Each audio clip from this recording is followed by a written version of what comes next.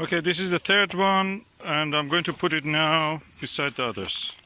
And we now go for this is the third one of the strawberry grape. So we have 1, 2, and this will be the third one. Not bad for the drought year. And now I'm going for the harvest of the other ones. We have also red one here, which you need to harvest, but they are not a strawberry grape, they are something else. We bought this from the Wilkinson, the tree actually. Must be around 6 years ago. God, I transplanted it so many times. We harvest our grapes. These 3 are strawberry grapes. These 3, this one, and that one are the phonics. Let's just knock him off. Come on. Yeah. You're not coming out. Oh no. And these 2 are from this Hamburg or Stuttgart German thing from Wilkinson. We bought it. And when we got this allotment, no, that allotment. Yeah, that must be now around, God, must be around 6 years old now. We transplanted it several times. It was just a stick, and now it gave some fruit. Last year it gave, but we didn't bother to harvest it because chickens were eating the whole tree, so we had to keep it on the net. Okay, lovely grape here. This is strawberry grape sweet. The taste of the sugar of this phonics is amazing. And this is another different variety. This is yellow, red. And yet we have those Stuttgart or Hamburg or whatever it is. And I don't think we can eat all of this. I will try to beat Susan on eating the grapes before she can make anything with them. But anyway, she may make her own drink. I will have my own grape, dessert grape to eat, enjoy, and everybody will be happy. Okay, what I'm doing, I'm trying to make a grape cordial. I'm separating the grapes from the bunches, and what I will do next stage, I will of course rinse them again. I've washed them once, I rinse them again just to make sure they're alright. Then I will mash them with a masher, then I will boil them. This is not a wine, this is a grape cordial. So we will see how it goes.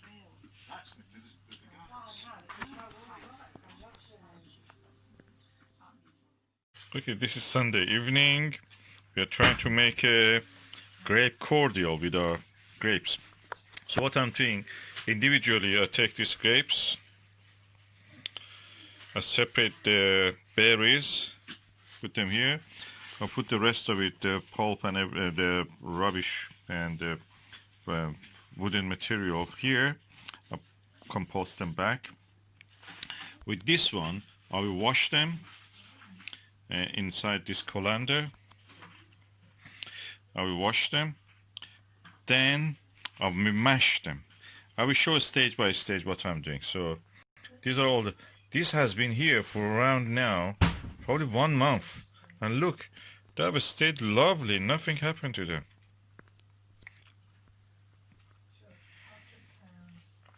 Perfect grape varieties. I think this is Bianca and Brandt. I want to show you this, the taste of this Brandt.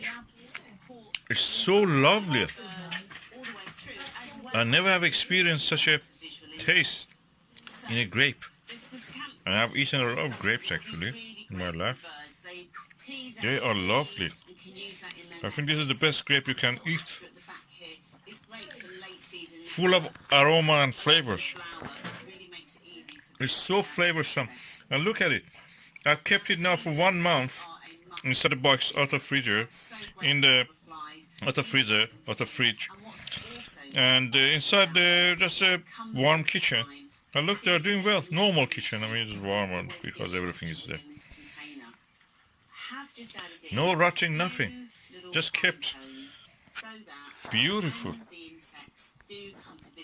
Taste of it, the flavors, so spicy, so aromatic.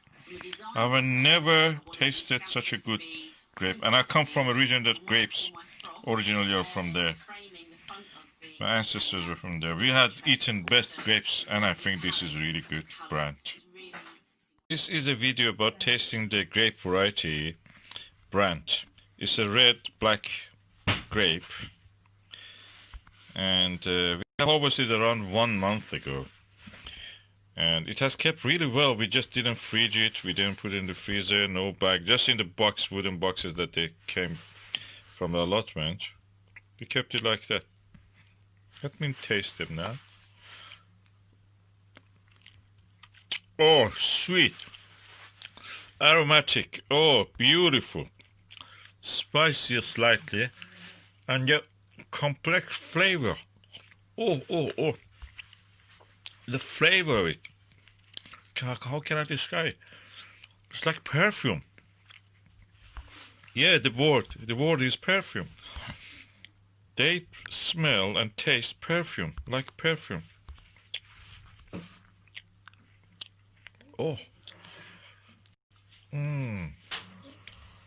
Branch is definitely a good variety to grow.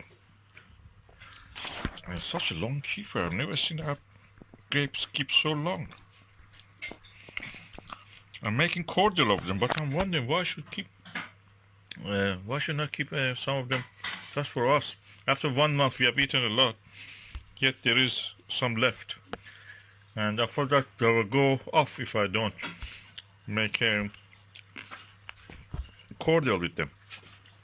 And now I'm wondering, should I eat them actually? Again, continue to eat.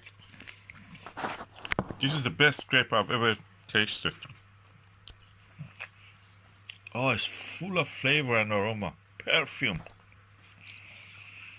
Kind of musky perfume. Oh, it's lovely.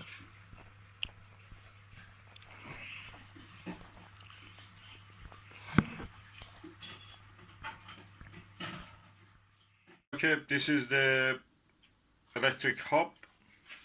And these are the quality grape from our own orchard.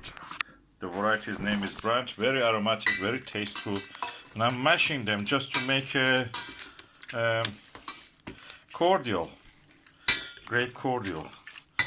So I will continue to do this until it's ready. Then I'll put it on the hob to reduce it, then mix it with a bit sugar. Okay, I have now mashed it with the potato masher completely. The thing is that because I'm not going to put it on the hob, what will happen is that any enzyme or any yeast inside this will be killed practically. You cannot use this directly anymore. If I leave it like that without a heat and ferment it somewhere, it will ferment, produce first the alcohol, then the alcohol changes to vinegar. But if you boil it, it will kill the yeast and the enzymes. So practically what you will end up with just juice. So if you buy a winemaking kit, that's what they give you, a concentrate of this. Then you have to add the yeast. They give you also yeast. You add it to that, so it actually goes for fermentation. With this one, you can actually preserve it longer because the yeast practically is killed inside it. Yeast can be, you know that how to make a wine. They ask the dirty food workers, virgin or non-virgin, whatever, go there with the dirty food. Just walk on the grape because the skin of the people have yeast in it. We know that. They're dirty. So unwashed feet on the grape introduce a lot of yeast, and that helps fermentation. That's the wine you drink. But when you boil it like that, the yeast is not there. So you can concentrate it like this. Then if you want to make a wine, you have to introduce the yeast. You can use any yeast. You can use the finger yeast. You just put your hand inside it or walk into it if you like. Or put a yeast from the bread making yeast. Or buy a special yeast from the wine making websites or retailers. That's the difference. Now I'm putting it and it's boiling. It's starting to boil. I have to make sure that this is not burning. Okay. When this is boiled, of course I'm putting the masher apart, you have to make sure it is not burning, so you may have to stir it from time to time. When it is boiled, what you will do, you add your sugar, you taste it to see how it is. Then you can use the sugar. Don't use anything other than brown sugar, cane sugar. Don't use purified sugar or anything like that. Some say use it. But anyway, it's different how you believe in the purification system. Is it healthy or not?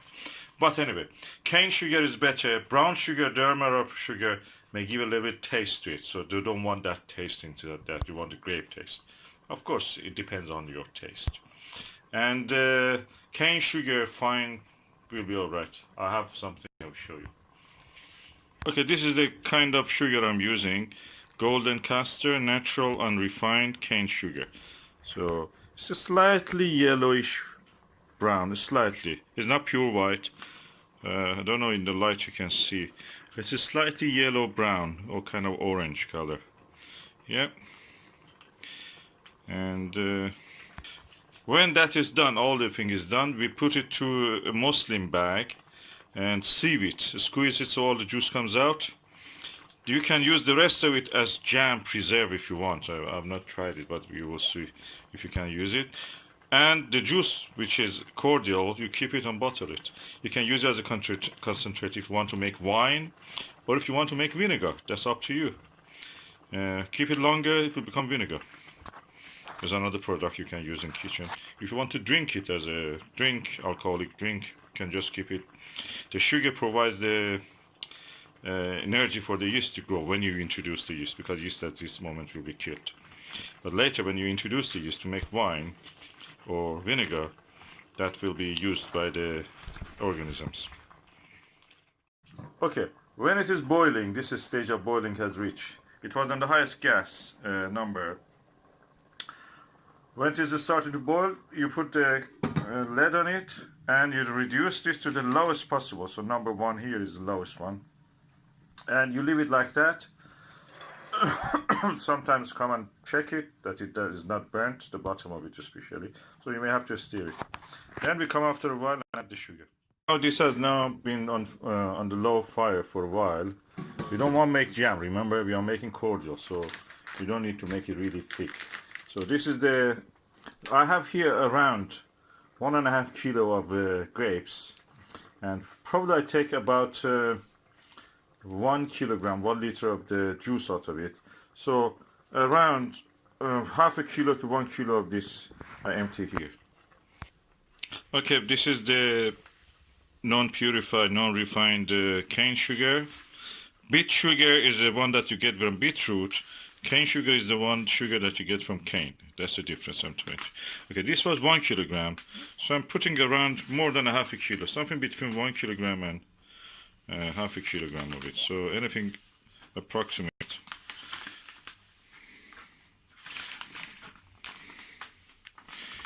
Yeah.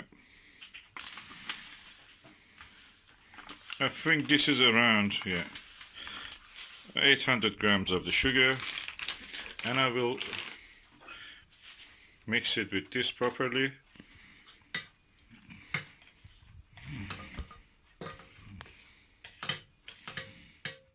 It's been here on the fire for now, on the heat, now for around 45 minutes, 1 hour. It has thickened up a little bit. The thing is that at this stage you can remove it from the flame. The whole point is now to thicken it up. If you want to keep it later, if you don't have the time, you can just turn off the heat. It was on 1, now put it on 0. And remove it from the fire. So it just gradually will cool down. You can taste it. If you want it runny, you can have it runny. It's a syrup, cordial as you call it. And the whole point is that you can keep it now for a few days at least like that. Why? Because all the yeast, anything that could actually cause molding in this is being killed by the heat. And the enzymes are what dissolve. So practically you have something which is kind of sterilized. And you don't need to worry about it. You can just go and later come back and just sieve it through the muslin. Or you can even use a colander just to take the things out, or if you have the time, just with a spoon. If you don't have any of this, just with a spoon remove the pith from there, and it leaves you with a cordial. The whole thing is that you can thicken up it as much as you like, thicken it up until it forms a consistency of a preserve or jam actually. Yeah, a kind of marmalade texture you get. You can do it as much. They do, I know that. My mother was always talking about they made a very thick syrup of the grape when they had a lot that they cannot do anything with it. And they ate it with the bread. It was nice, like with bread. It's like jam they use it with bread, toasted bread, and such things. So you know how to do it. Do it according to your taste now.